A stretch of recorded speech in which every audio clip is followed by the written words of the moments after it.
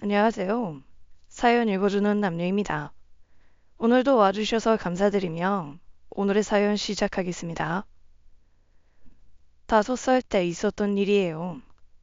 지금도 몸이 피곤하거나 마음이 복잡할 때면 그날의 일이 꿈에 나타납니다. 50년도 넘은 일인데 아직도 그 순간의 냄새까지 생생하게 기억나요. 아마 돌아가신 엄마는 몰랐을 거예요. 제가 그 끔찍한 기억을 이후 10여 년에 걸친 지옥 같은 삶을 다 기억하고 있다는 걸요. 엄마는 옛날 분이라 아이들의 마음속 상처에는 관심이 없으셨습니다. 만약 그런 걸 조금이라도 생각했다면 5살인 저에게 그렇게 하지 않으셨겠죠. 특히 아버지가 눈앞에서 사고를 당한 그날 이후에는요. 사건이 있었던 그날 엄마와 아빠는 싸우고 있었어요. 아빠는 엄마에게 크게 소리를 지르고 있었고 엄마는 급하게 저와 오빠 손을 잡고 집을 나왔습니다. 아빠는 좋은 분이셨어요. 하지만 가끔씩 걷잡을 수 없이 화를 내곤 하셨죠. 나중에 생각해보니 아빠가 정신적으로 조금 아프셨던 분 같습니다.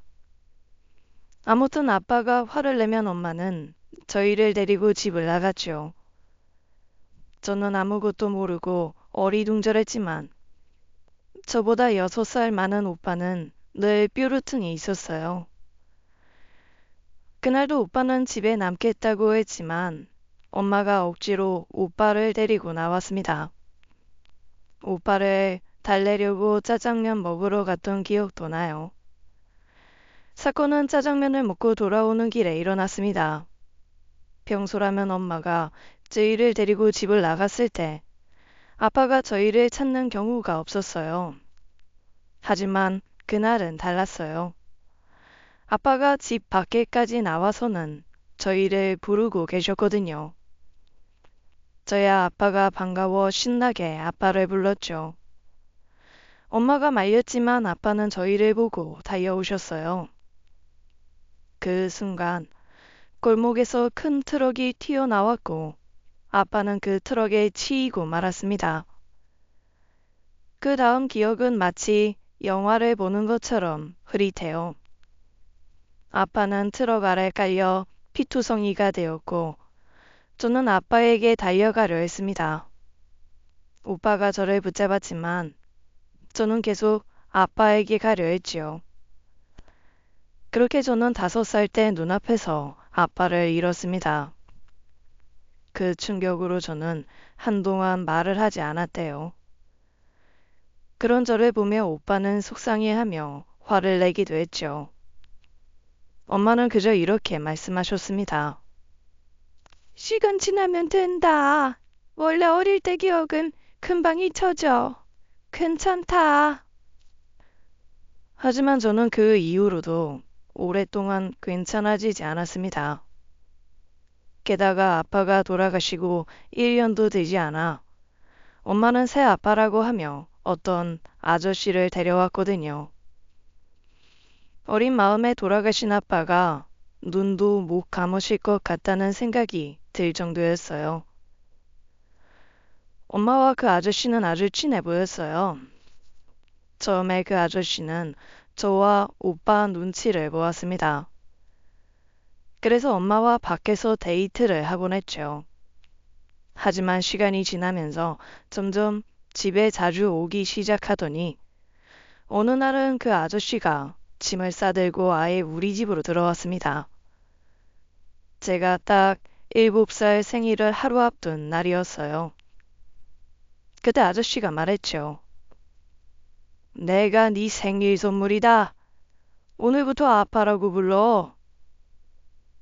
그런데 이상하죠. 그 쉬운 아빠라는 단어가 입에서 도저히 안 나왔어요. 머뭇거리자 엄마가 나서서 변명처럼 말했죠. 얘가 워낙 숫기가 없어서 그래. 자기도 얘 어렸을 때부터 봐서 알잖아. 뭐 차츰 익숙해지겠지. 그나저나 우리 참 고생했다. 그치?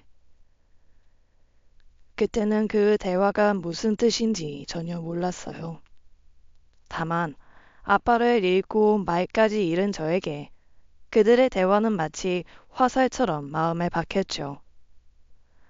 그리고 몇 년이 지나 제가 조금 더 커서야 그 말들이 무슨 뜻이었는지 알게 됐어요. 나중에 알고 보니 저와 나이 차이가 났던 오빠는 그 당시의 상황을 이미 알고 있었더라고요. 어렸을 때 저는 오빠가 왜 그렇게 아저씨에게 대들고 왜 항상 삐딱하게 굴까 궁금했고 때론 오빠를 원망하기도 했습니다. 하지만 그게 다 이유가 있더라고요. 엄마와 그 아저씨는 불륜 관계였던 거예요. 아빠가 무뚝뚝하고 신경쇠약처럼 가끔씩 화를 내니까 엄마는 그런 아빠에게 점점 지쳐갔고 결국 다른 사람에게 마음이 끌렸던 거죠. 달콤한 말로 엄마를 사로잡은 다정한 남자에게 빠졌던 겁니다.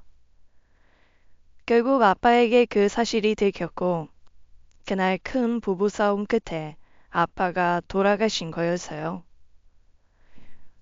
저는 그때까지 혼자서만 고민하며 일기장에 속마음을 쓰고 있었는데 오빠가 그걸 보고 있었던 것 같아요. 제가 중학교 1학년 때 오빠가 갑자기 저를 놀이터로 데려가서는 모든 걸 털어놓았어요. 아빠는 엄마한테 우리 둘은 두고 나가라고 했어. 넌 엄마 자격도 없다고 싸우셨던 거야. 엄마는 자식은 못 준다 이러고 우리 둘 잡고 나온 거고. 우리 생각해서 엄마는 아저씨 정리하고 아빠한테 사과할 생각이 있었다고는 하더라. 그런데 뭐 아빠는 돌아가시고 결국 저 아저씨랑 살잖아. 내가 볼 때는 돌 피하려다가 똥 만난 것 같긴 하지만 오빠의 씁쓸한 마지막 말에는 이유가 있었습니다. 아저씨는 겉으로는 한없이 다정하고 부드러워 보였지만 알 수 없는 무언가가 건드려지면 걷잡을 수 없이 폭력적으로 변했습니다. 물건을 마구 집어던지고 때로는 위험한 물건까지 휘둘렀지요. 그럴 때마다 엄마는 겁에 질려 도망을 갔고 오빠는 점점 아저씨에게 대들기 시작했어요. 고등학교 3학년이 된 오빠는 덩치도 그 아저씨보다 훨씬 커졌고 힘도 세졌습니다. 더 이상 당하지 않겠다는 의지도 있었죠. 그러니 아저씨와 오빠 사이가 좋아질 리가 없었어요. 계속 부딪히고 반항하고 아저씨는 분해서 부들거리기를 1년. 결국 오빠 나이 20살 때 큰 사건이 터졌습니다. 사실 그 싸움은 오해에서 비롯된 부분도 있었어요. 제가 엄마에게 심하게 반항을 하며 문을 걸어 잠갔는데 아저씨가 밖으로 나와서 대화하라고 엄마에게 그렇게 하면 안 된다고 하던 중이었죠. 제가 아무 반응도 없으니 화가 난 아저씨가 제 방문을 따려고 했고 그때 오빠가 집에 들어왔어요. 오빠는 계부가 제 방문을 따고 있는 걸 보고 선을 넘었다고 생각했겠죠. 그 일로 두 사람은 격하게 싸우기 시작했고 결국 경찰까지 부르게 됐습니다. 그런데 그 상황에서 엄마가 오빠가 아닌 아저씨 편을 들은 거예요. 그날 오빠는 짐을 싸들고 집을 나가면서 마지막으로 한마디를 남겼습니다. 죽든 살든 마음대로 해. 이놈의 집구석 다시는 안 돌아와. 처음에 며칠 반항하다 돌아올 줄 알았어요. 하지만 오빠는 진심이었고 그 뒤로 정말 칼같이 인연을 끊었습니다. 아저씨는 그때부터 오빠 욕을 입에 달고 살았고 엄마도 그걸 참지 못하고 아저씨와 자주 싸우게 됐지요. 결국 오빠가 집을 나가고 1년 뒤 엄마는 그 아저씨와 헤어졌습니다. 엄마는 오빠를 찾으려고 백방으로 수소문했지만 찾을 수 없었어요. 오빠는 마치 땅속으로 사라진 것처럼 흔적도 남기지 않았습니다. 친한 친구들도 오히려 엄마와 저에게 오빠 찾으면 꼭 연락 달라고, 친구들과도 완전 연 끊었다고 걱정을 했죠. 다행히 저는 좋은 남자를 만나 결혼하게 됐어요. 저를 아끼고 이해해주고 평범하고 속 깊은 사람과요. 결혼식 날 엄마는 저에게 이렇게 말씀하셨습니다. 네 오빠가 있었으면 아마 자기 일보다 더 기뻤을 거다. 아휴, 죽었는지 살았는지만 알면 내 앞에 얼굴 안 보여줘도 되는데. 정말 생사만이라도 알고 싶다. 엄마의 말 속에는 오빠를 향한 깊은 그리움과 후회가 담겨 있었습니다. 그 순간 저도 마음이 무거워졌어요. 오빠가 어디선가 잘 지내고 있기를 바랄 뿐이었죠. 사실 그때까지만 해도 저는 모든 일이 엄마 탓이라고 생각했습니다. 엄마가 다른 남자와 살림만 차리지 않았더라면 이런 일은 일어나지 않았을 테니까요. 그래서 오빠를 그리워하는 엄마의 마음도 어느 정도는 거짓이라고 생각했어요. 그런데 제가 직접 아이를 낳고 키워보니 엄마의 그 마음이 전부 거짓은 아니었다는 걸 알게 됐습니다. 부모로서 자식을 향한 그리움과 미안함은 쉽게 사라지지 않는다는 걸 깨달았죠. 엄마도 그런 마음이었겠구나 싶더라고요. 결혼 이후 저도 오빠를 찾으려고 백방으로 노력을 했어요. 주기적으로 사람을 써서 찾아보았지만 돈만 날리고 소용없었죠. 자기 몸을 잘 돌보지 않았던 엄마는 제가 마흔을 넘긴 이후부터 시름시름 아프기 시작하셨어요. 그런데 할머니들이 그렇잖아요. 골골 80이라고 시름시름 아픈 사람이 더 오래 산다고요. 엄마가 딱 그랬어요. 60이 조금 넘었을 때부터 여기저기 안 아픈 데가 없었지만 큰 병 없이 계속 편찮으셨죠. 그렇게 자잘하게 아프면서도 70, 80을 넘기셨어요. 남편도 제 아들도 외할머니가 100살까지 사실 거라고 농담처럼 말했지만 인생은 참 알 수 없는 것 같아요. 어느 겨울 가벼운 감기인 줄 알았던 게 갑자기 폐렴으로 이어졌고 얼마 지나지 않아 돌아가셨습니다. 전날까지만 해도 내일 큰 병원 가서 폐 사진 찍어 봐야겠다고 하셨는데 그날 밤새 세상을 떠나셨어요. 엄마가 떠난 후 오랜만에 간 엄마 집은 온통 오빠에 대한 그리움으로 가득 차 있었어요. 한편에는 저와 제 아들, 남편의 사진도 있었지만 엄마에게 오빠는 풀리지 않는 숙제 같은 존재였던 것 같아요. 사실 엄마가 돌아가시기 2년 전쯤 이러다 엄마가 정말 눈도 못 감으실 것 같다는 생각에 흥신소에 의뢰한 적이 있었습니다.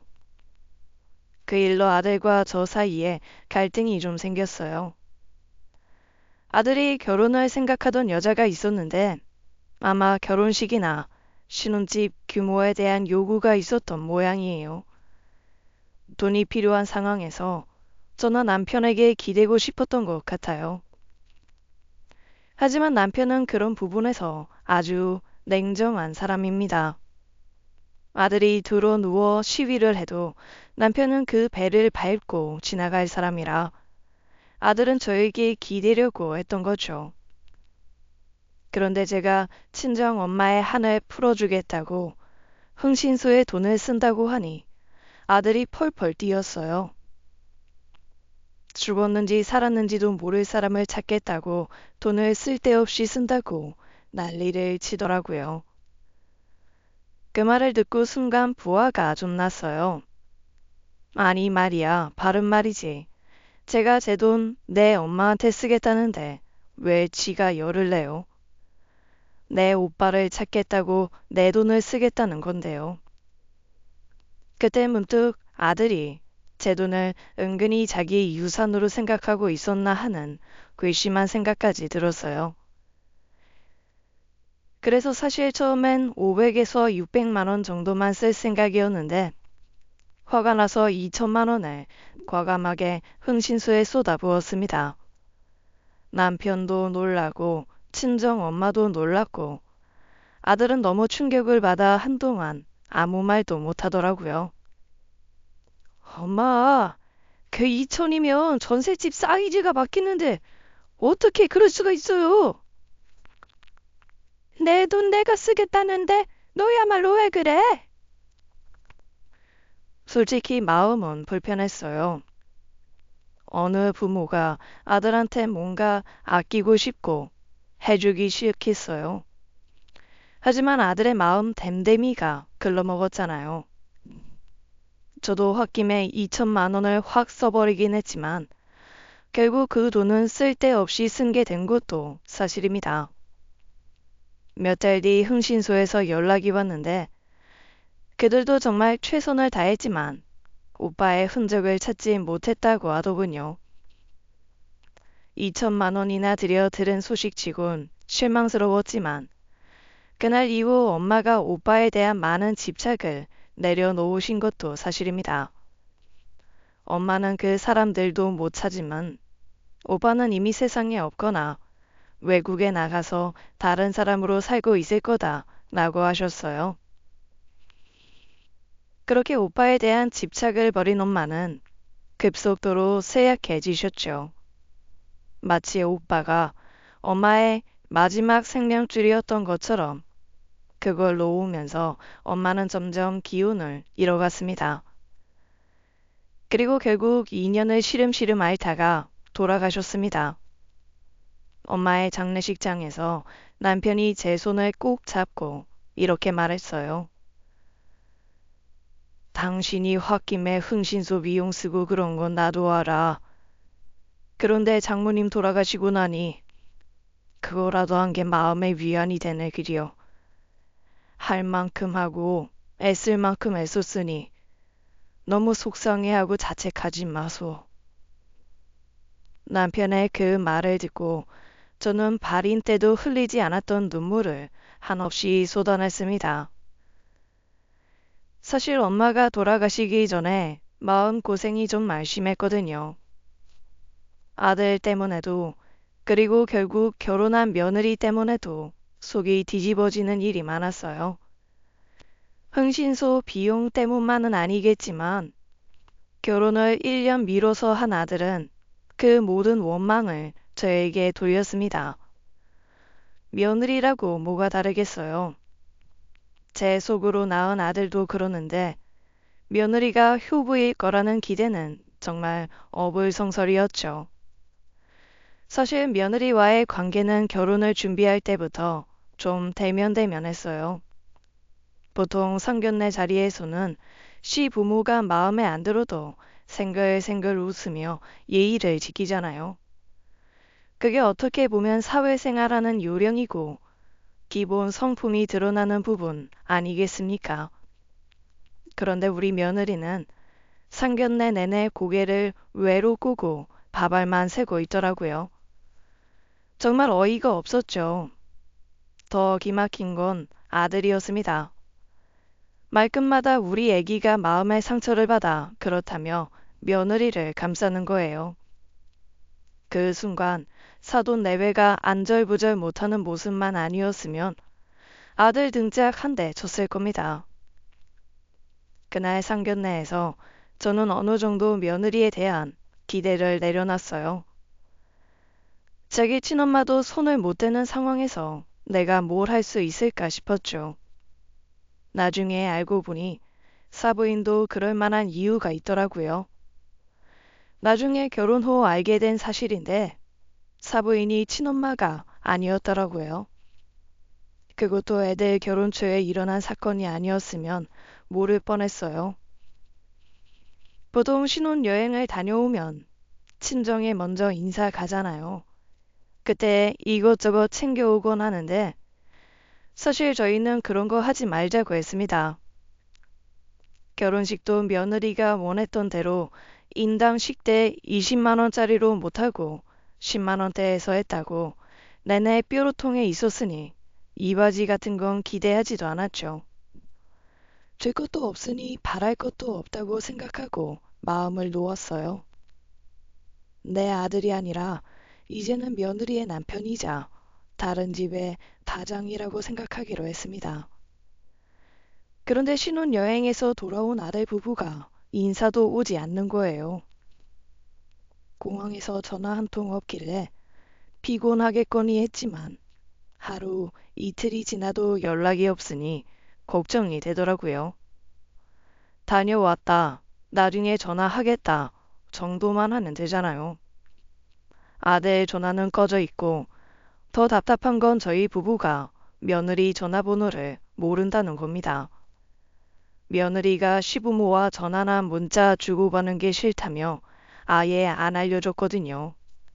어이가 없었지만 본인이 알려주기 싫다면 굳이 물어볼 필요는 없다고 생각했어요. 그렇다고 애들 사는데 자주 참견할 것도 아니고요.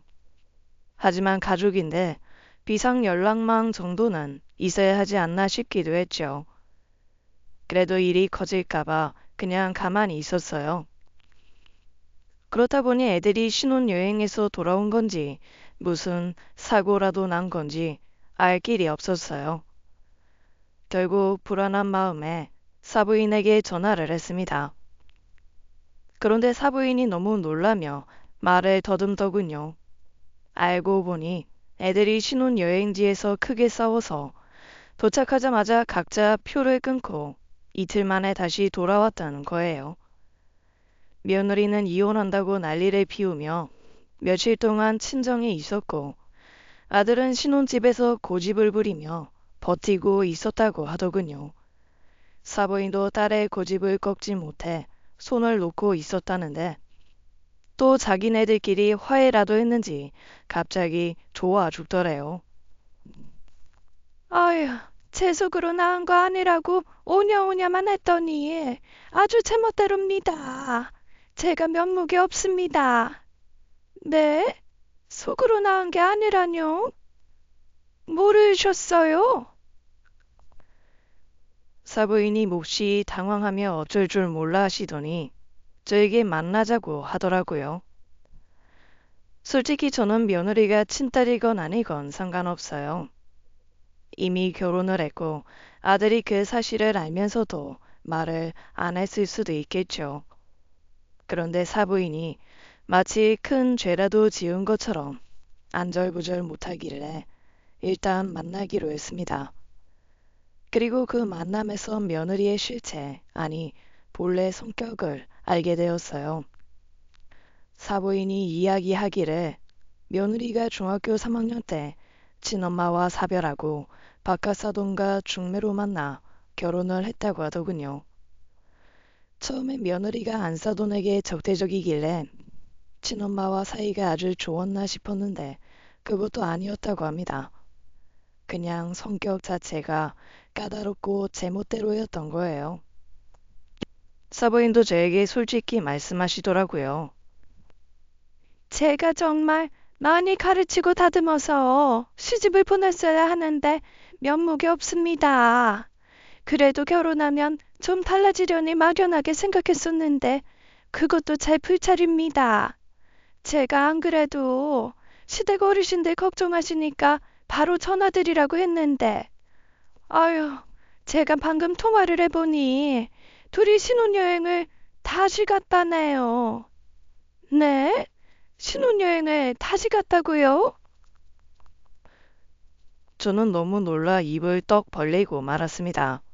알고 보니 신나게 싸우느라 파리까지 가서도 사진 한 장 못 찍은 며느리가 신혼여행 사진은 있어야 한다고 고집을 부렸나 봐요.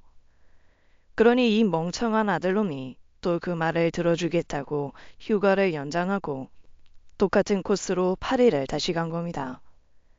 호텔 비용만 3일에 200만 원이 넘는 고급 호텔이었는데 그 돈을 날려먹고 또 갔다는 것도 어처구니였고 그걸 저한테 말 한마디 없이 처리한 게 더 기막혔어요.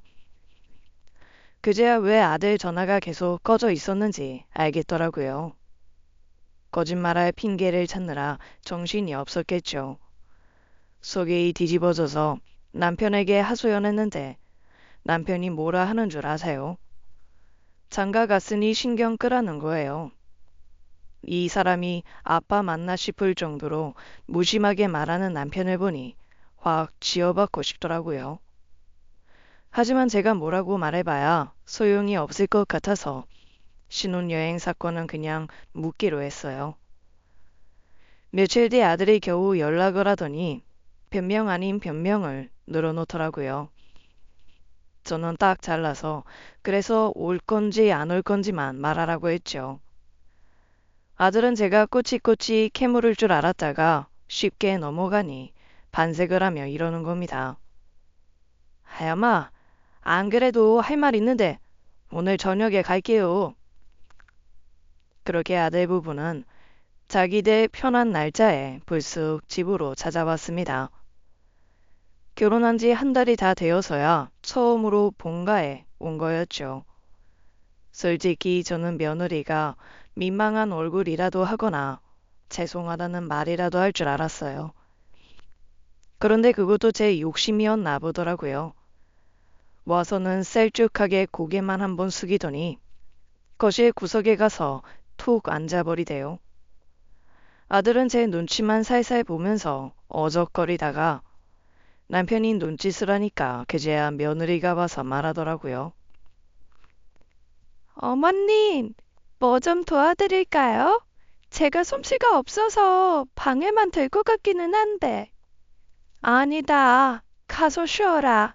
신혼여행을 2번이나 다녀왔으니 얼마나 고되니. 아직 시차도 적응이 안 됐을 텐데 방에 들어가서 좀 자든가. 제가 진짜 최대한 무심하게 툭 얘기했거든요.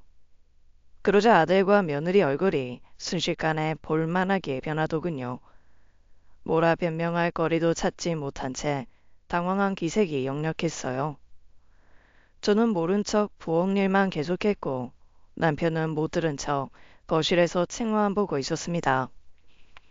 아들은 마치 똥 싼 강아지처럼 안절부절 못하며 제 옆에 맴돌았고 며느리는 뭐가 그렇게 보냈는지 씩씩거리더니 어느 순간 사라졌어요. 밥을 어떻게 먹었는지도 모를 정도로 어색한 분위기였죠. 그 와중에 남편만 유유히 갈비를 뜯고 밥을 2그릇이나 먹더라고요. 아무 일도 없다는 듯이요. 아들과 며느리는 먹는 둥 마는 둥 하다가 할 말이 있다더니 결국 한마디도 못하고 꽁지 빠지게 집으로 가버렸습니다. 거참, 그걸 못 참고 그렇게 질러야 속이 시원했어? 아니, 내가 무슨 부처님 가운데 토막이야? 자식놈들이 그따위로 했는데 내가 불러다 앉혀놓고 혼을 내기를 했어? 아니면 며느리 머리채라도 잡고 잡돌이라도 했어? 내 입 가지고 내가 알고 있는 사실 더하고 뺀 거 없이 말하는 것도 못해? 아이고, 화내지 마. 정작 화내야 할 곳에는 못 내고 왜 나한테 이래? 뭐라 하는 거 아니야. 잘했어. 치놈들도 뜨끔한 건 있어야지. 남편이 무뚝뚝하게 그 한마디를 하는 걸 들으니 마음이 좀 풀리더라고요. 그래도 이 인간이 내 속을 좀 아는구나 싶었죠. 그날 저녁 아들이 아주 풀이 죽은 목소리로 전화를 걸어왔습니다. 이것저것 주섬주섬 변명을 하면서 어떻게 알았냐고 묻길래 혹시 사부인께 폐가 날까봐 그냥 모르는 척했습니다. 엄마 바보 취급하지 마라 하고 끊어버리려는데 아들이 뜬금없이 엉뚱한 소리를 하는 겁니다. 아이 엄마, 신혼여행 2번 간 게 아니고 사업 아이템 살펴보려고 간 거 저 사람이 동행해 준 거예요. 사업? 갑자기 그건 또 무슨 소리야? 아들 입에서 나온 말은 정말 제정신으로는 듣기 힘들 정도로 짜증나고 어이없는 거였습니다. 아니, 사업을 하겠다고 하더군요. 그것도 저랑 남편이 살고 있는 이 집을 팔아서 사업 자금을 마련하고 자기 집에서 우리랑 같이 살자고요. 며느리가 고개 외로 꼬고 말도 안 섞는 상황에서 어떻게 같이 살겠어요? 저는 쓸데없는 소리 하지 말라며 이 집은 절대 못 건드린다고 버럭 소리를 질렀고 전화를 끊어버렸습니다. 사실 저와 남편은 넉넉하게 살지 않았습니다. 남편은 어머니를 일찍 여의고 일 때문에 전국을 돌아다니는 아버지 대신 고모집에서 자랐어요. 그래서인지 제가 아들을 임신했을 때 남편이 이런 말을 하더라고요. 내가 일을 2개, 3개 해서라도 아이 키우고 당신 먹고 살게 할 테니 집에서 애 키워줘. 나 집에 오면 밥상 내주고 아이 잘 키워주면 나 당신한테 아무것도 안 바랄게. 밥도 반찬 이것저것 해달라는 거 아니야. 그냥 찬밥 물에 말아줘도 좋으니까 나 밥 먹을 때 앞에 앉아만 있어줘. 내가 당신한테 바라는 거 그거 하나야. 남편의 말을 듣고 저도 일하고 싶은 마음을 꾹 눌러가며 전업주부로 살았습니다. 남편은 성실했지만 가난해서 완전히 벗어나지 못했고 제가 조금씩 모아둔 돈은 결국 흥신소 비용으로 써버렸죠. 물론 노후에 대비해 조금은 모아둔 돈은 있지만 집을 팔고 살 정도는 아닙니다. 아들도 그걸 분명히 알 텐데 무슨 생각으로 그러는지 이해할 수가 없었어요. 제가 그렇게 버럭 거절하니까 아들이 무슨 일이 급한지 득달같이 집으로 달려왔습니다. 뭔가 상황이 심상치 않다고 느낀 모양이죠. 엄마, 아니, 나 진짜 사업이 너무 하고 싶어. 아니, 꼭 해야 해. 그러니까 정말 한 번만 믿고, 응? 사실 아들은 평소에 이렇게 조르는 타입의 아이가 아니었어요. 그리고 엄마의 촉이라는 게 있잖아요. 뭔가 심상치 않게 애가 달아서 졸라대는 모습을 보니 느낌이 이상하더라고요. 마치 극한 상황에 몰린 것처럼 절박해 보였어요. 그게 단순히 사업을 하고 싶다는 이유만은 아닌 것 같았죠. 너, 네 마누라가 사업하래? 가서 사업자금 받아오래? 어? 아이, 그게 아니고, 아이, 내가 진짜 사업이 하고 싶어서 그런 건데. 그래서 네가 뭘 할 수 있는데? 인테리어 잘해서 카페 하나 차리면 엄마, 요즘엔 어지간한 중소기업 연봉 하루 달에 번대. 핫플레이스 되고 막 그러면. 그래서 새애기가 사장님 마누라 하고 싶대서 하는 거야? 아이, 그거 아니라니까. 아니긴요. 아들이 발끈하는 모습이 딱 도둑질하다 걸린 사람처럼 보였어요. 저는 한숨을 푹 쉬며 아들을 돌려보냈지만 그날 이후로 아들과 며느리의 합동 공격이 시작됐습니다. 그동안 전화번호도 알려주지 않던 며느리가 이틀이 멀다 하고 집에 찾아와 알랑방구를 끼는 모습이 어찌나 속보이는지 어이가 없을 정도였죠. 그런데 참 신기한 게 부모 마음이라는 게 자식이 뭘 해도 결국 품게 되더라고요. 애들이 이렇게 자주 드나드는 목적이 뻔히 보였고 그 자체가 기막힌데도 자주 보니 좋더라고요. 그래도 자식이 오면 고기라도 사서 굽고 좋아하는 반찬도 해주고 싶어지니까요. 며느리는 평소엔 젓가락으로 깨작거려서 먹는 걸 안 좋아하는 줄 알았는데 자기 나름대로 잘 보이려는 건지 먹성도 좋아졌어요. 얄밉고 답답한 건 둘째치고 잘 먹으니 더 먹이고 싶더라고요. 그게 부모 마음이겠죠. 그러다 한 달쯤 아이들이 들락거리던 어느 날 반찬을 넉넉히 준비해서 싸주려고 했습니다. 느낌의 아들과 며느리가 더 이상 오래 집에 들락거리진 않을 것 같았어요. 며느리도 살가운 척하는 게 줄어들고 아들은 점점 조바심 내며 짜증을 내기 시작했거든요. 이제 곧 알람 방구도 그만두겠구나 싶어서 그 전에 한 번이라도 더 챙겨 먹이자는 마음이었죠. 남편은 속이 없냐고 했지만 엄마니까 한 번 더 참자고 생각했습니다. 아니나 다를까 아들은 오자마자 안달복달하면서 자금이 마련되면 투자를 하겠다는 사람이 전화 주기로 했다고 하면서 다리를 달달 떨었어요. 그러면서 전화기에서 한시도 손을 떼지 않고 정신 사나울 정도로 자기가 얼마나 잘 모실 수 있는지 입에 침이 마르도록 자랑을 하더라고요. 저는 정신 없으니 저리가 있어라 했지만 옆에 붙어서 계속 떠드니 밥이고 뭐고 빨리 보내고 싶어졌습니다. 대충 밥을 먹고 나갈 준비를 하길래 저는 미리 준비한 반찬을 며느리에게 건넸어요. 그때 며느리의 얼굴이 순간 굳더라고요. 너희 잘 먹는 반찬 좀 나눠 담았다. 가서 밥 챙겨 먹어. 아, 집에서 밥 잘 안 먹는데. 사업한다며 돈이 줄줄 새 나갈 텐데 한 푼이라도 아끼려면 집에서 밥 먹어야지. 아니, 어머니도 진짜 놀리세요? 자금이 있어야 사업을 하죠. 진짜. 며느리가 살짝 발끈하는 걸 보고 그때부터는 아무 말도 하지 않았어요. 아들은 정신없이 화장실 다녀온다며 설레발을 치고 저희 부부도 정신이 없었죠. 그렇게 얼레벌레 잘 가라며 보내고 나서 돌아섰는데 현관에 반찬 가방이 그대로 있는 겁니다. 얘네들이 정신없어서 놓고 갔나 싶어 급히 가방을 들고 아래층으로 내려갔습니다. 마침 차가 막 출발하려 하길래 멈춰 세우고 반찬 가방을 건네줬죠. 그런데 며느리가 가방을 받으면서 표정이 영 떨떠름하더라고요. 그제서야 아, 이게 일부러 놓고 간 거구나 하는 짐작이 들었어요.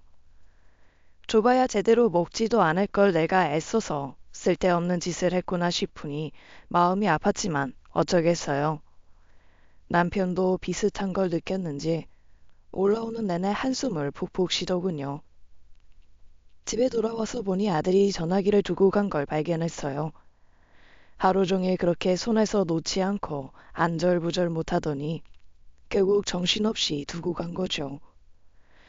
전화기가 없으면 얘가 불편하겠다 싶어 남편과 함께 갖다 주기로 했습니다. 며느리 전화번호를 알면 미리 연락이라도 할 텐데 결국 무작정 가기로 했죠. 서둘러 남편 차를 타고 아들 집으로 향했습니다. 다행히 출발한 지 얼마 되지 않아 저희가 따라가서인지 아파트 입구에 다다르니 저 앞에 아들 내외 차가 보이더라고요. 얼른 전화기를 전하려고 다가가려는 순간 정말 충격적인 장면을 목격하고 말았습니다. 차에서 내리며 쾅 문을 닫는 며느리 손에는 제가 준 반찬 가방이 있었어요. 먼저 내려서 올라가려나 싶었는데 며느리는 놀랍게도 제가 준 반찬을 그대로 음식물 쓰레기통에 던져 넣는 겁니다.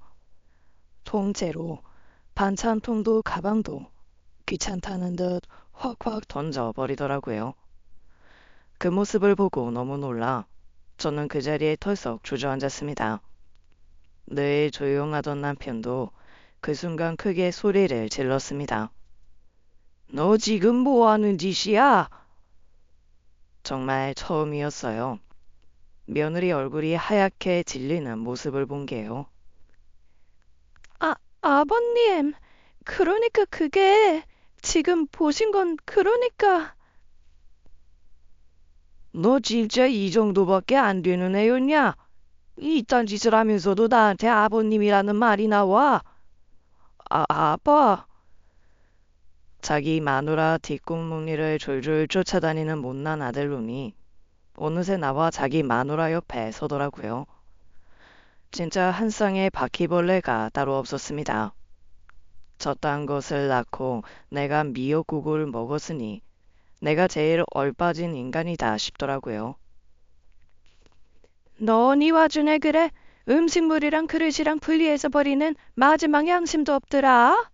아주 싹퉁바가지 없는 짓거리는 야무지게 골고루 한다. 응? 그러니까 먹지도 않는 걸 왜 자꾸 주시냐고요. 이건 어머니도 잘못. 아, 그래? 준 사람이 잘못이야? 그러면 내가 준 돈으로 사업하다 말아먹으면 그 돈 준 나 때문에 사업이 망한 거겠네. 예, 절대 못 주겠다. 무서워서. 아, 엄마. 왜 얘기가 그렇게 흘러가는데? 시끄러. 어디 뚫린 입이라고 엄마 소리를 입에 올려? 아이고 진짜 내가 미친 인간이지. 저런 것들 아구창에 쳐놓겠다고 돈 써서 반찬하고. 너 내가 저 그릇 다 사서 새 걸로 준 거거든? 내가 그릇값이랑 재료값이랑 내 수고비까지 싹 다 청구할 테니까 이런 한 푼까지 싹 다 입금해. 여기까지 온 기름값, 우리 인건비는 나한테 입금해. 이것들이 아주 버르장머리가 개판이야. 아들 내외가 아무 말도 못하고 서 있는 모습을 뒤로하고 돌아오는 길에 저는 아들 핸드폰으로 문자를 보냈습니다. 그동안 한 달 넘게 해먹인 밥값, 제 인건비, 그릇값을 다 합쳐서 98만 7,600원을 딱 청구했죠. 아들로서는 어이없었겠지만 혹시라도 이걸 저한테 주지 않으면 집을 안 팔고 사업 자금이 날아갈까봐 무서웠던 모양입니다. 제깍 돈을 보내더라고요. 그런데 보통 저렇게 100원 단위로 돈을 보낼 때는 자기가 잘못한 게 있으면 차라리 100만 원을 보내던가 아니면 1,000원 단위로 딱 끊어 보내지 않나요?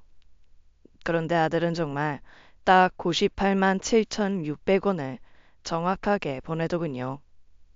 그 순간 제 마음에서는 아들과의 끈이 뚝 끊어져 나가는 느낌이 들었습니다. 진심 내가 아들을 잘못 키웠구나 하는 생각이 들면서 갑자기 너무 외로워졌어요. 남편은 솔직히 피부치는 아니잖아요. 내 삶의 피부치라고는 아들 하나뿐인데 그 아이마저 이렇게 돼버리니 나는 진짜 곁에 둘 곳이 없구나 하는 마음에 무너져 내렸습니다. 자기네들도 뭔가 잘못한 건 알았는지 한동안은 연락도 없고 똥줄 탄 아들만 가끔 전화해서 안달을 부렸어요.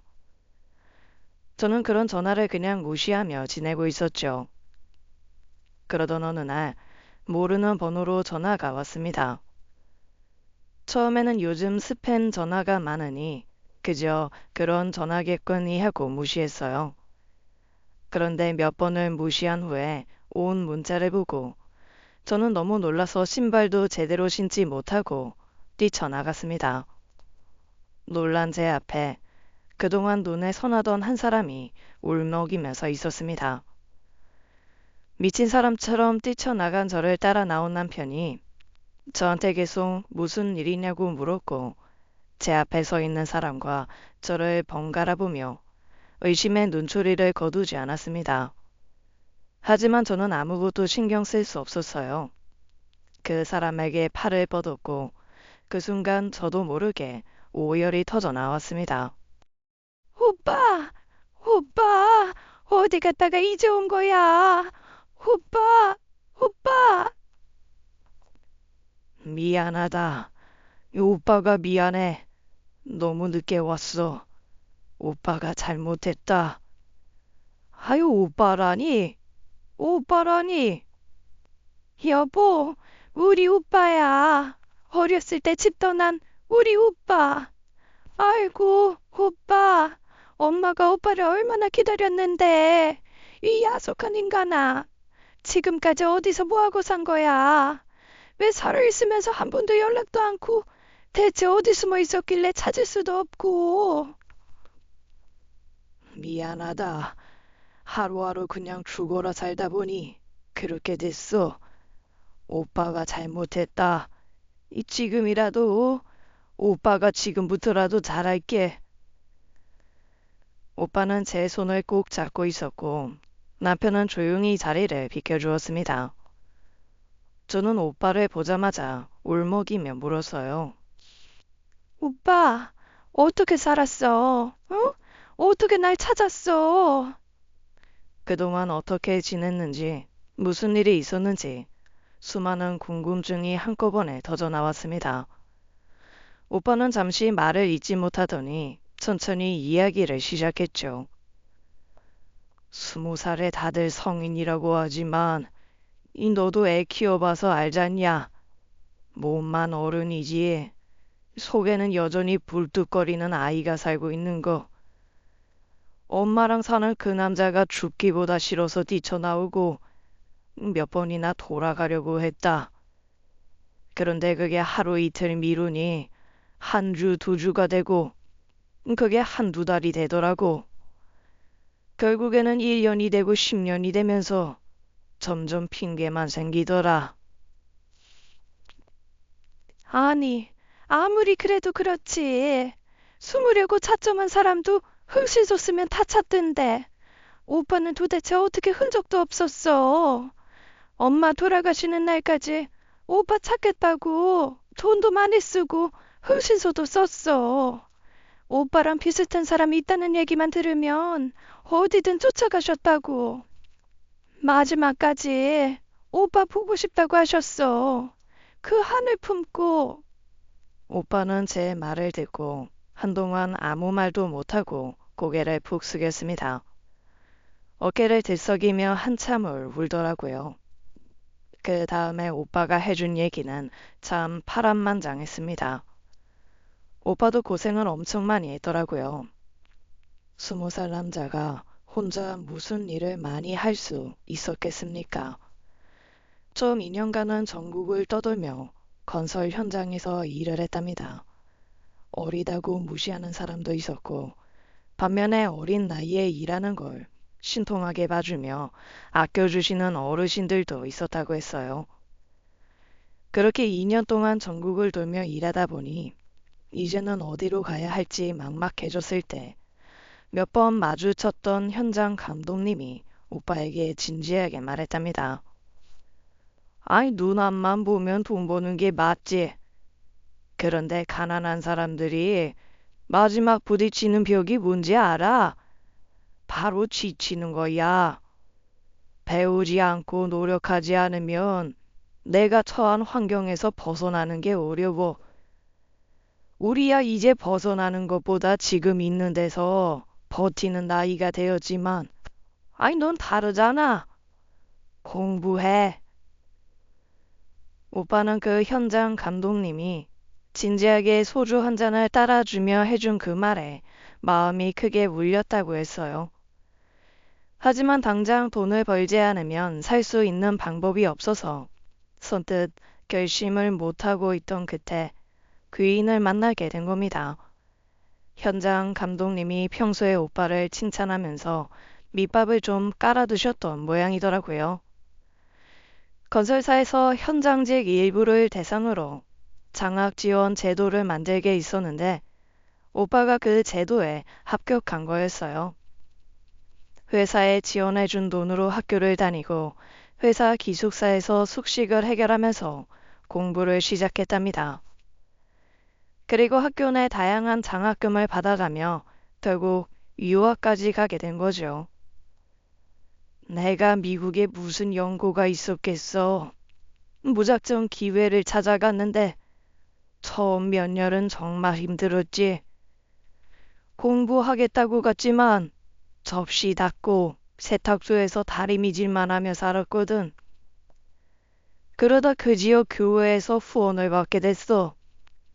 오래전 아들을 잃은 장로님이 한 분 계셨는데 그분이 날 유난히 예뻐해 주셨어. 미국에서 자수성가해서 슈퍼체인을 좀 갖고 계신 분이었거든. 몇 년 뒤에 그분이 진지하게 나한테 물어보시더라고. 혹시 양자로 들어올 생각 없냐고. 양자? 어른이 된 오빠를 양자로 들였다고? 성인 입양도 가능하니까 그분은 고아였고 아내분도 아들도 다 잃고 혼자 계셨던 분이야. 재산 남길 사람도 없고 내 이승이라도 평평하게 해주면 자기가 이 땅에 온 보람이 있겠다 하시더라고. 그래서 그분 아들로 들어간 거야. 지금 내 이름은 알렉스 김은강이야. 그분 성이 강이어서 나도 그 성을 따르게 된 거고. 오빠가 제 앞에 나타난 후 그동안 흥신소로도 오빠의 흔적을 찾을 수 없었던 이유를 알게 되었어요. 오래전 한국을 떠나고 이름까지 바꿨으니 찾을 수가 없었죠. 오빠는 저에게 앞으로 경제적인 어려움은 절대 없이 살게 하겠다는 약속을 했습니다. 저는 그런 것보다는 그저 오빠가 제 앞에 다시 나타났다는 것이 너무 행복했어요. 그런데 참 사람 인생이란 행복과 불행이 함께 오는 것 같아요. 오빠를 만난 후 하루하루가 구름 위를 걷는 것 같았는데 아들이 자꾸 저를 지하로 끌어내리더군요.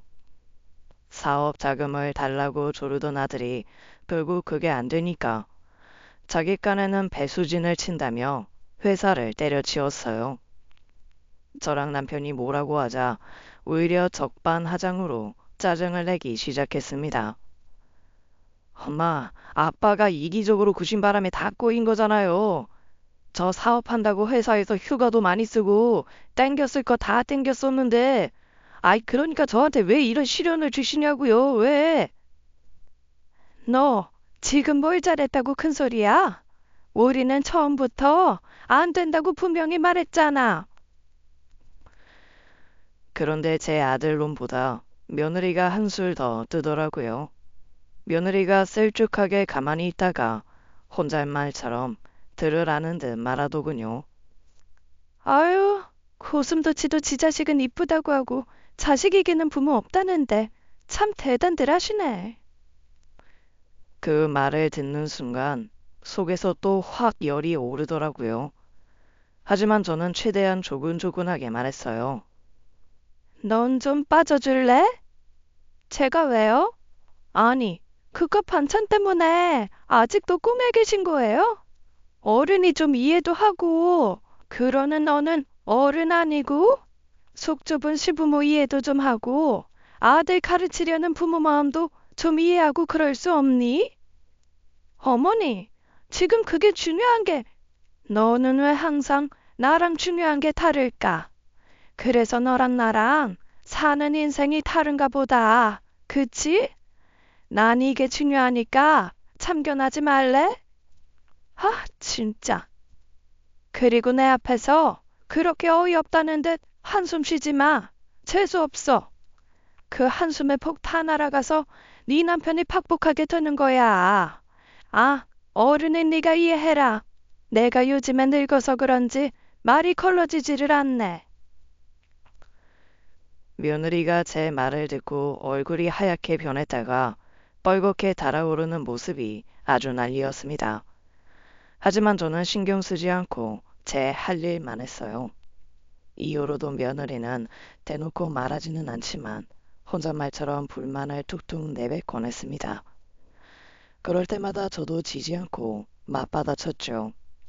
아들은 아마 자기가 회사를 그만두면 저희 부부가 결국 못 이기는 척 집을 팔아서 사업 자금을 대줄 거라고 생각했나 봐요. 아들이 백수로 놀고 있는데 부모가 어쩌겠어 뭐 이런 마음이 있었겠죠. 하지만 저도 남편도 그런 식으로 넘어갈 사람들이 아니었습니다. 결국 소리 없는 전쟁이 계속되면서 저도 점점 지치고 한숨 쉬는 날이 많아졌어요. 그러자 오빠가 저한테 왜 그러냐고 물어봤습니다. 너 무슨 걱정 있어? 아이 돈 걱정은 하지 말랬지. 사람이 해결할 수 있는 걱정 중에 제일 만만한 게 돈이야. 다들 돈이 제일 큰 걱정이라고 하지만 사실 다른 큰 걱정거리를 맞이한 적이 없어서 그런 거거든. 그러게 오빠. 차라리 돈 걱정이면 해결 방법을 고민이라도 하겠어. 그런데 이건 자식 걱정이라. 왜? 뭔데? 저는 오빠에게 자초지종을 말했습니다. 그런데 참 이게 이상한 게 아무리 오빠라도 자식 욕은 또 하기가 싫더라고요.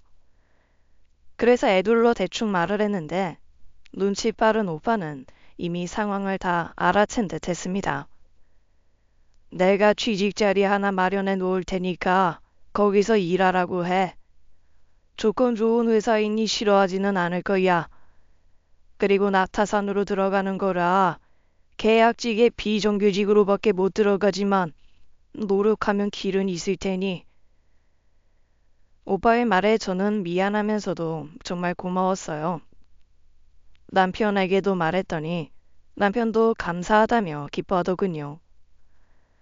그래서 아들을 불러 회사 이름을 말하고 소개받았으니 들어가라고 엄포를 놓았습니다. 처음에는 취직하라는 말에 입이 대빨이나 나오면서 여전히 사업을 하고 싶다고 하던 아들이 회사 이름을 듣더니 갑자기 입을 꾹 다물더군요.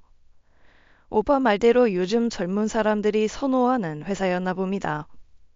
이참에 마음 잡고 제대로 일해서 그냥 거기서 자리 잡았으면 좋겠다는 바람도 생겼고요. 오빠 덕에 취직한 아들은 처음에는 솔직히 떨떠름한 것 같았습니다. 아무리 요즘 애들 사이에 유명한 회사라고는 하지만 사업할 생각에 바람들어 설렜던 마음이 금세 가라앉지는 않았겠죠.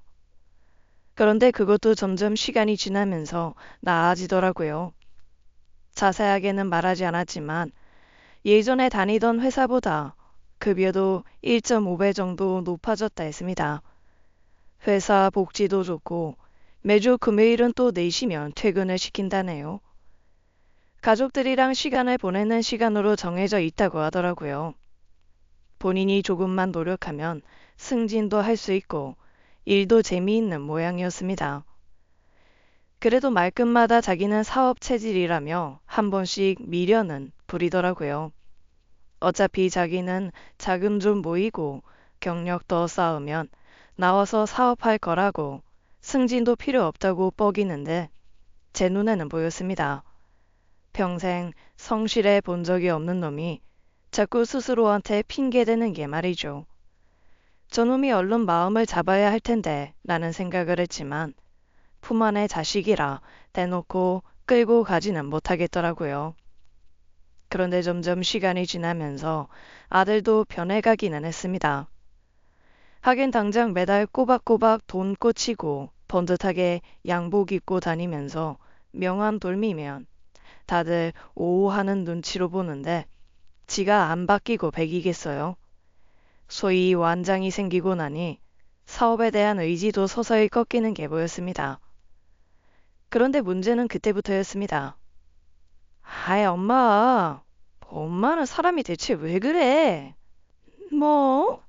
아니, 너 또 갑자기 무슨 트집을 부리고 싶어서 그래?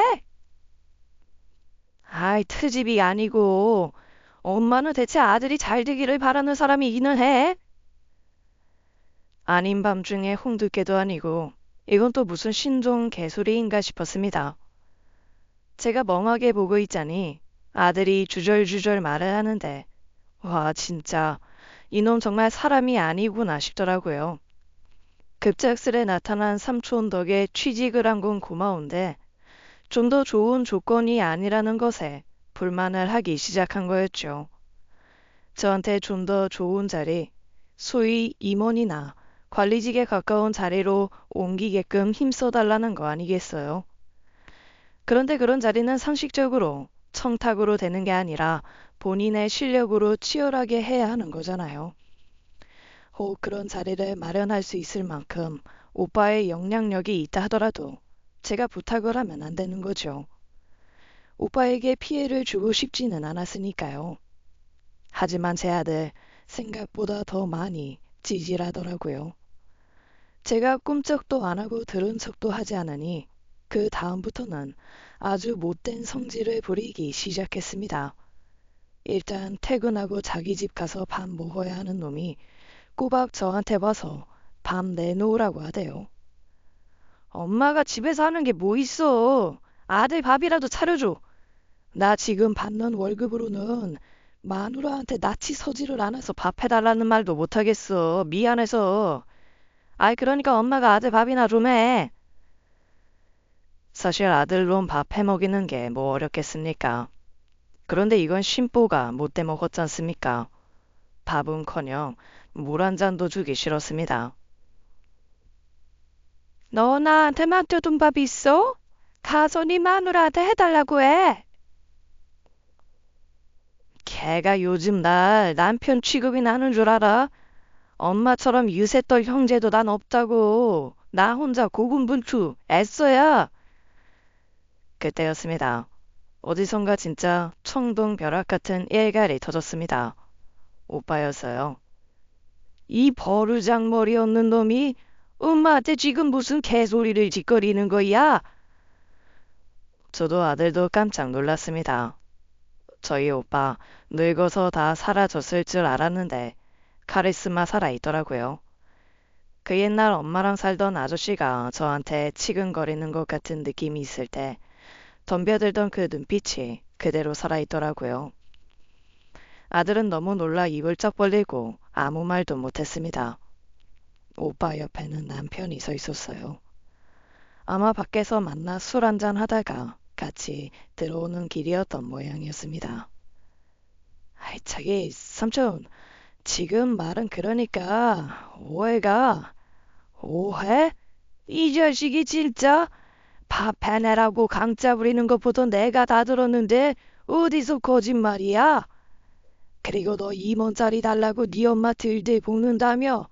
이 정신머리가 대체 어디 박힌 놈이야? 그 회사가 너깟 놈 2만짜리 달아주려고 지금까지 그 풍파 다 해치고 온 줄 알아? 이 자식아, 너 따위 없어도 그 회사 잘만 돌아가. 그딴 소리 짓거릴 거면 너 내일 당장 사표 써. 아이, 삼촌, 아이, 그게 아니라니까요. 엄마한테 그냥 제가 아들로서 좀 투정을 부린 건데 넌 내가 바보인 줄 아냐? 투정이랑 불효도 구분 못하는 줄 알아? 내 금쪽 같은 귀한 동생한테 그딴 소리 하는 놈 나 안 본다. 족하고 나발이고 나한테는 동생 발톱만큼도 중하지 않아. 너 인대 엄마 그리고 네 아빠한테 한 번만 더 건방지게 군다는 얘기가 내 귀에 들리고 내 눈에 보이면 얄짤 없다. 그런데 제 아들 진짜 눈치 없는 놈이더라고요. 오빠가 그 정도 했으면 입을 다물어야 하잖아요. 그런데 뭔가 그렇게 미련이 남았는지 여전히 질투하기며 말대답을 하는 게 아니겠습니까? 진짜 그 입을 한 대 치고 싶었습니다. 아니, 아이 그냥 말이나 한번 해달라는 거죠. 아는 분이신 거잖아요. 물론 지금 자리도 감사하기는 한데요. 회사 다니다 보니까 좀 더 좋은 자리도 말해보면 가능할 것 같아서. 얘끼 이놈아, 너 같은 정신머리는 내 회사에서는 그 자리도 과분해. 나는 조카라고 해서 무작정 봐주는 그런 사람 아니야. 이 그런 성격이었으면 내가 사업을 이만큼 키웠겠냐? 너 나 잘못 봤다. 내가 지난 십수년간 내 동생한테 미안한 게 있어서 태어나서 처음으로 내 원칙 깬 게 너 취직이야 이놈아. 이 생명의 은인이 와도 안 해주던 걸 해줬더니 뭐가 어째? 그제야 아들 얼굴이 하얗게 되었습니다. 저도 깜짝 놀랐어요. 오빠가 아는 사람 통해서 자기가 얘기를 좀 해보겠다고 했지 자기 사업체라고는 하지 않았거든요. 제가 놀라서 오빠를 보자 오빠가 그러더라고요. 자칫 말하려고 했다. 내가 한국에 왜 들어왔겠니? 미국 사업은 전문 경영인에게 맡기고 난 한국 사업 파트를 전담하려 했거든. 아니 나도 이제 인생 말년에 벌려만 놓고 갈 수는 없겠냐. 내 계열사 중 가장 많이 관여하고 있는 곳이라 이 저놈 하나 정도 슬그머니 넣는 건 무리 없겠다 해서 해준 건데. 오빠는 그 말을 하며 고개를 절레절레 저었습니다. 아들 표정이 점점 더 썩어 가더라고요. 한마디로 가장 들키지 말아야 할 사람에게 가장 들키고 싶지 않은 모습을 보인 거나 다름없었던 거죠. 오빠는 아주 싸늘한 목소리와 표정으로 이렇게 엄포를 놓았습니다. 너는 앞으로 평생 그 자리에서 바뀔 일 없다. 대신 내 동생에게 제대로 하면 그 자리라도 유지할 거고 아니다 싶으면 바로 해고야. 부당하다고 하고 싶어. 네 놈 자식 그 회사 들어간 자체가 부당이야. 그러니 내 앞에서 부당해고 협박 이딴 단어 들먹일 거면 비싼 변호사 사서 덤벼. 아주 사이다 같은 말을 툭 내놓고 오빠는 제 손을 잡고 일어났습니다. 가자. 이 갈비 땡긴다. 그렇게 멍한 상황이 된 아들을 두고 오빠는 저를 데리고 나와 갈비를 사주더라고요. 뭐 아들 생각하면 먹히지 않았어야 하는데 희한하게 고기가 달았습니다. 이후 아들 내외는 정말 저희 부부한테 잘하기 시작했어요. 아니 평생 하지도 않은 안부 전화를 하지 않나 주말에는 근교 여행까지 가자 하더라고요. 게다가 뭘 자꾸 요즘에 유행하는 거 사들고 오는지 엄마, 아이 그동안 내가 엄마한테 참 못했어. 지금이라도 잘할게요. 저 사람도 반성 많이 했대. 어머님, 제가 철이 없었어요. 그래도 저 사람 잘 됐으면 좋겠다는 마음으로 한 그 진심은 알아주세요. 씨알도 안목의 변명과 입찬 소리를 줄줄 해두면서 입맛에도 안 맞는 음식을 해서 가지고 오는데 아유 진짜 가짠더라고요. 사실 마음 같아서는 보는 앞에서 그대로 쓰레기통에 버리는 걸 저도 똑같이 해주고 싶었는데 그래봐야 똑같은 인간이지 싶어 참았답니다. 눈치가 없는 건지 아니면 진짜 미련한 건지 아들 며느리는 똑될 사람은 생각도 왔는데 김칫국 마시는 것처럼 그렇게 저희 부부에게 들러붙으며 친한 척을 계속해댔습니다. 딱 봐도 눈에 뻔한 수법이었지만 저랑 남편은 결심했습니다. 호가 호이라고 아시죠? 호랑이 뒤에 숨은 여우가 왕 노릇하는 거요. 저희는 호랑이 같은 오빠 뒤에 숨어 아들 며느리의 효도를 받는 여우가 되기로 했습니다. 그 효도가 진심이 아니면 어떻습니까? 저희도 진심으로 고마워하지 않으면 되죠. 그냥 즐기려고요. 지금까지 사연 읽어주는 남녀였습니다. 끝까지 함께 해주신 여러분 감사드리며 저희는 다음 사연으로 돌아올게요. 감사합니다.